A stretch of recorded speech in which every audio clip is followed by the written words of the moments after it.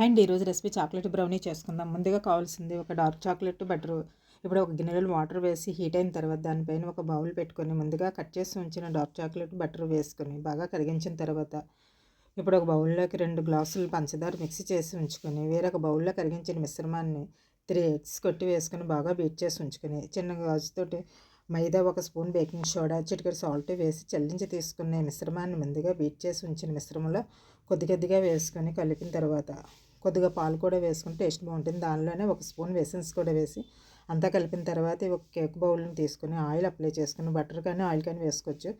కొద్దిగా పిండి ఇలా వేసుకుంటే కేక్ అంటుకోకుండా వస్తుంది. ఇలా కాకుండా బటర్ పేపర్ కూడా వేసుకోవచ్చు. బీట్ చేసి ఉంచిన మిశ్రమాన్ని కేక్ బౌల్లో తీసుకొని ఇలా ఓవెన్లో 10 మినిట్స్ ఉంచి పెట్టుకొని తీసుకుంటే ఈజీగా స్పాంజ్ కేక్ రెడీ అవుతుంది.